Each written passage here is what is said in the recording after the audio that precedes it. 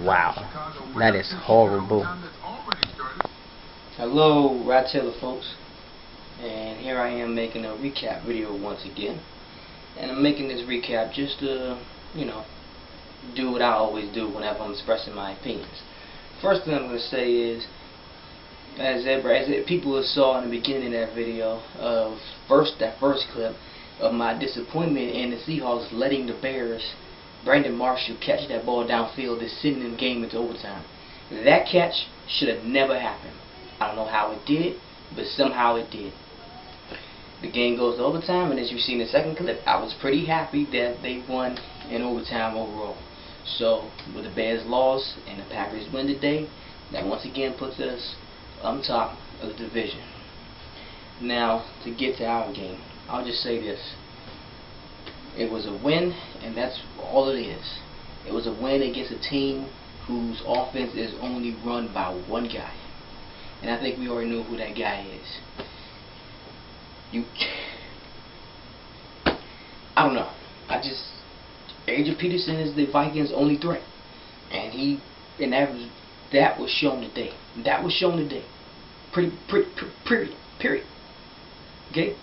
I know I just stuttered it for a second, but still. He ran for over 200 yards.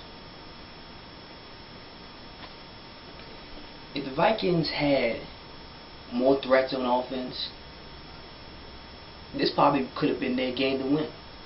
I'm serious. Christian Ponder played so bad that he made our secondary look like they were the greatest corners in the world, and they sure as hell aren't even that. Not even close.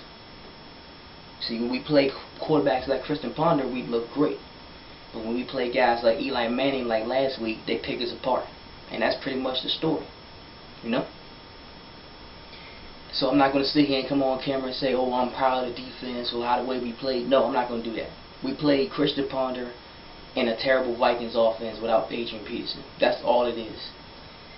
Offense looked okay. Welcome back Greg Jennings. As you see, I have on his jersey. You know? So welcome back to him.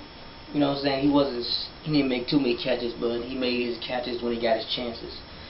The big news for the day, in my opinion, are a couple of things. One, we still struggling to protect Aaron Rodgers. TJ Lang went down, Joy Nelson went down. And it's just like these injuries are continually piling up, and we just can't afford it at this point. But they're piling up, and the last thing we need is an injury on the offensive line. Our offensive line is already thin and weak already. And the Vikings did a good job getting pressure on Aaron Rodgers pretty much all day with just their front four. And that's pretty much all teams need, is just their front four to get to Aaron Rodgers, because our offensive line is that bad. They hardly ever blitzed us. And because they didn't blitz us, they were able to have their linebackers, safeties, and corners back in coverage to shut our wide receivers down. Hardly anybody was getting open. Aaron Rodgers was pretty much running for his life every single play. So we gotta find some way to protect them. We got to. It's December. Now it's for the run for the playoffs. We gotta protect Aaron. We gotta keep him on his feet, because we got more division games coming up. We gotta see the Vikings one more time in their house. We gotta meet the Lions, and we gotta meet the Bears in their house as well. And we go into those games still not protecting Aaron Rodgers good, it's gonna be real bad for us. It's gonna be real bad for us. All right. Mason Crosby, he kicked an ugly field goal in the beginning that he missed from 50. And at that point, I was just like, you know what? I think it's time to work out some kickers. I know he made his field goals, his last two or three, whatever, at the end, but I can't ignore what he did in the beginning. to me, I'm like this close to saying let's cut him. Like I said let's cut him when he missed that field goal. I really did say that.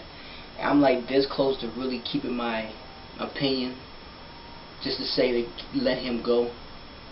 But at least Mike McCarthy, if you're not gonna let him go, at least work out some kickers, because we can't afford these misses. We can't afford him just deciding to want to make it when he feels like it. You know what I'm saying? He has to come out there and do his job as our kicker. Everybody has to play their part. And when his number is called, he has to go out there and make the field goal. And he's not doing that, hardly.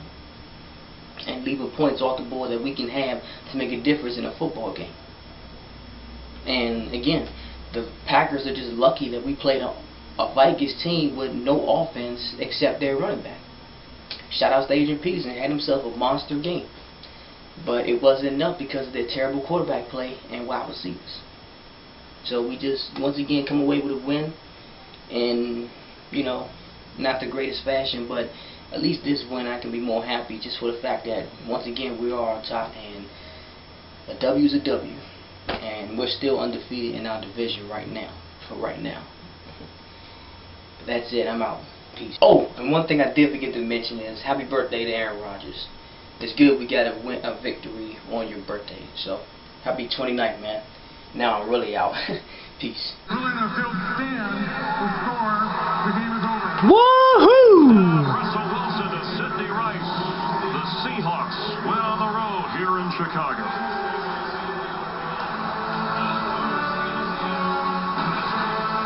Russell Wilson, who celebrated his 24th birthday on Thursday, rallies the Seahawks and celebrates a victory at Soldier Field. Alright, fuck you, bitch.